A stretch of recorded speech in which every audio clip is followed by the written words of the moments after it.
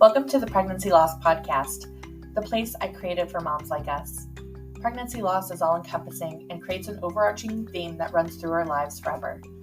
We have to learn to live with and beside the grief of losing our baby. We have to learn how to live again, how to parent again, how to engage and interact and be social again, how to communicate effectively to connect with our spouses and significant others. We have to find who we are now. I'm here to empower and inspire you to live a life even with our unique circumstances. We cannot change what happened, but we can grow and use that strength and resilience to create a life that we love. I'm here to share everything I know about grief, motherhood, loss, marriage, friendship, and parenting. I'm here to encourage you to find the beautiful side of grief, the side where we don't have to isolate ourselves or suppress the need to share stories, the side where you have moms just like you to support and encourage you. The side where we become the best versions of ourselves, not in spite of our loss, but thanks to it. Pregnancy loss is devastating, but it can also be an opportunity to reflect on who we were and who we want to become. So join me every Tuesday for a new episode on the Pregnancy Loss Podcast. Let's jump in.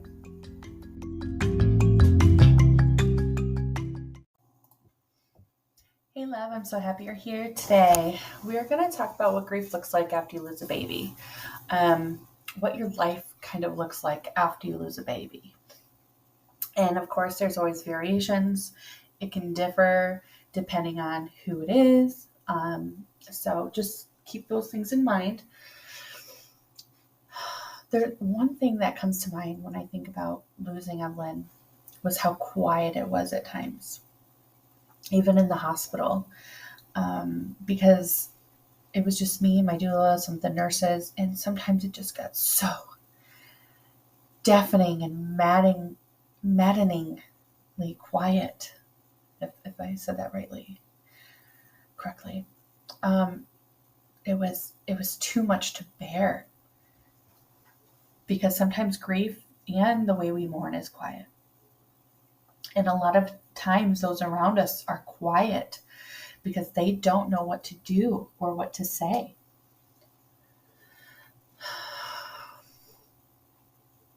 You will often bargain with God, the universe, whatever you believe in, to bring them back. I remember laying in the hospital bed and I begged and begged and begged for God or whoever the hell was up there to bring my baby back. And I didn't think that I deserved this. And I begged and I pleaded for Evelyn to open her eyes once they handed her to me. It just couldn't be real. Something I went through. It doesn't mean you're going to go through this, but I needed a place to be where my kids weren't near me and I could grieve and mourn. And that place was my closet. I would sit in my closet and cry and sob and hit the floor. And this isn't something I talk about because I feel shame, but I used to hit the wall by the closet as hard as I could to just hurt myself or to feel pain. I'm not quite sure. Probably to get anger out. And I did it for like a year. I've never told anybody that. But because I'm working on being vulnerable in all parts of my life, I'm trying to be open and honest about all of it. It doesn't mean you're going to feel that way or do that thing. I have a punching bag now, so if I ever feel angry and I need to get that energy out, I have a way to do it. There are healthy ways to do it. But the thing is, there will be things that we do in the privacy of our homes that may not be the healthiest way of grieving. And I just want you guys to know that I've been there. And if you're there, please get help. Please. I didn't know what to do. I didn't know who to talk to because I didn't want them thinking that I was crazy or that I wanted to hurt myself or somebody else. It felt right to me.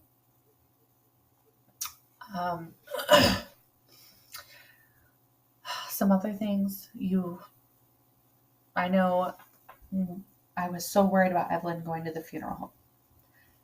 I didn't want her to be alone. I didn't want her to be cold. And I just wanted to be with her. I wanted her to be with me. I wanted to hold her and love her. I wanted her back. And as a grieving mom, a part of you knows this will never happen, right? They're not going to come back. They can't just, it's not TV. It's not, it's not a movie. They don't just come back to life. But there's always going to be a piece of you that looks for a miracle. And hold on to that, because that part is so special for your life in general, okay? So the first week, I kind of broke this down into like the things that I experienced. I went through my journal.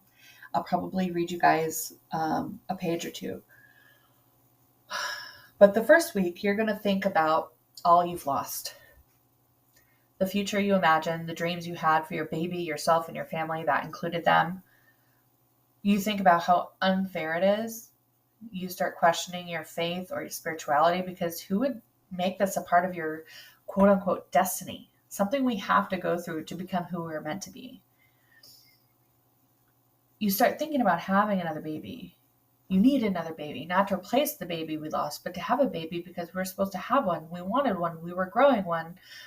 Our bodies are postpartum bodies without a baby. This isn't supposed to happen.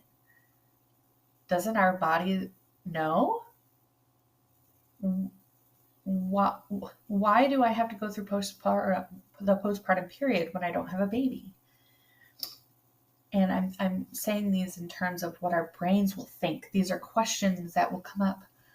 And again, there's variations. You may not feel this way.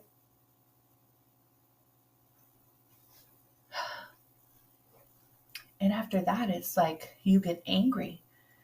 You get so angry and you say, why me? Why my baby? What did I do to deserve this? What happened? You try to figure out so hard in your brain why this happened. What could have possibly caused it? Was it something you did? It had to have been. It was my body. My body killed my baby. My body was supposed to protect my baby. It didn't. I failed. My body failed. I killed my baby. My body killed my baby. This isn't supposed to happen. And again, these are just things like your brain will go on tangents trying to figure this out, because everything should be figure outable, right? And if you were treated poorly in the hospital or by your doctors, or if your doctors didn't listen to your wishes and bad things happened, you just start thinking about all the wrongs that happened to you. If you listen to my story, you know my OB and my midwife coerced me into having a vaginal birth, even though I repeatedly told them that's not what I wanted. And I wanted to write a letter against my doctor for taking my birth choice away from me. And I still feel like I will, if only just to make sure he knows how much he hurt me, how deeply he hurt me, and that it wasn't okay. And doing that in hopes that he won't ever do it again. You may want to look to place blame somewhere, if not with you, someone else or something else. And it's normal. We are trying to piece together what happened, and this is just part of that. But with this anger and all these questions, it also creates a deep sadness and despair. You will feel like nothing will be okay, and you'll never be okay. Your life is gone, ruined. Sometimes we think about not existing anymore. And I'm not necessarily talking about suicidal ideations, but just not existing. Rather, being with our babies, not being here anymore.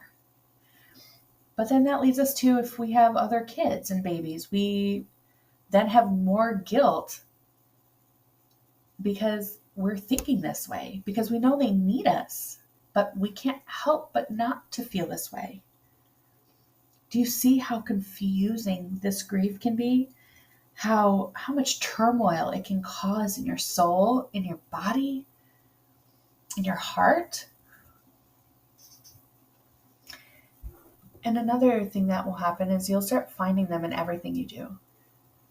I started finding Evelyn in my favorite music, my favorite lyrics, my favorite colors.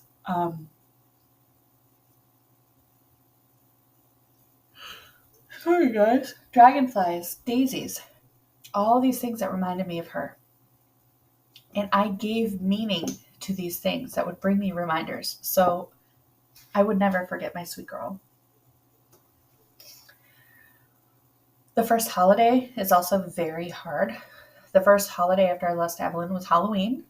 If you know me, I love my holidays. I love decorating. I love having parties. I like celebrating with the people that I love.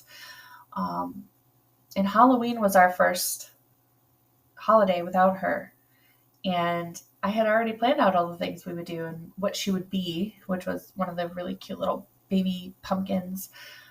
The pictures I wanted to take, the activities I wanted to do with her and the girls together, the movies we would watch. I had created this life in my mind already. And I had believed in it so much, but now I can't do that. So what do you do when your brain is so conflicted? You may start to question your life. I did. If what you're doing is enough, or if it's really what you want, you realize life is not guaranteed and you don't want to just get by anymore. You might feel like you need to do something drastic or big. Part of that for me is always getting a haircut after I have a baby. You may find that helping other people ultimately helps you heal. You may find your baby's death to be a catalyst of change for yourself. That is what I have found, and I know that's what a lot of... Oh my God.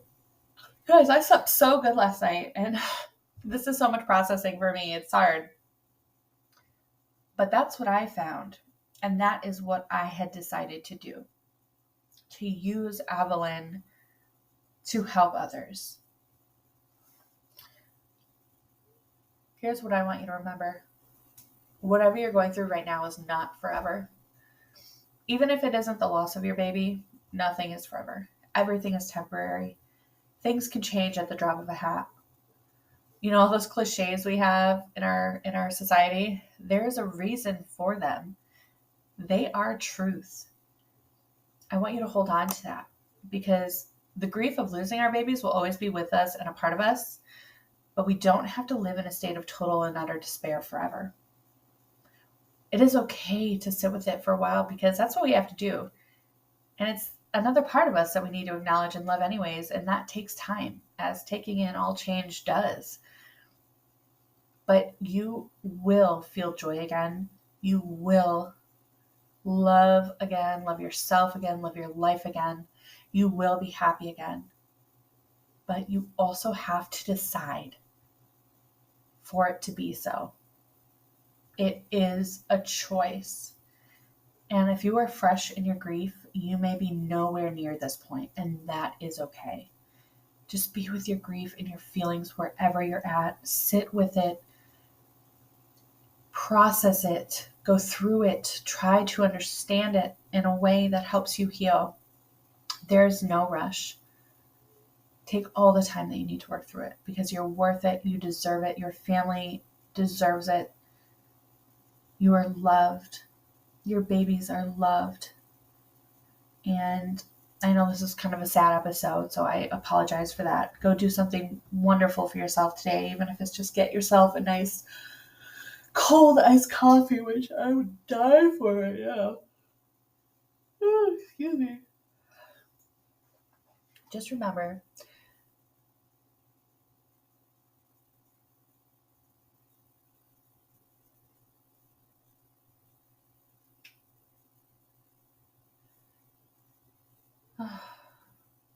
you are worth it, Mama. And take a few minutes after you listen to this and process. I know it's a little rough. You got this. I'll see you next week.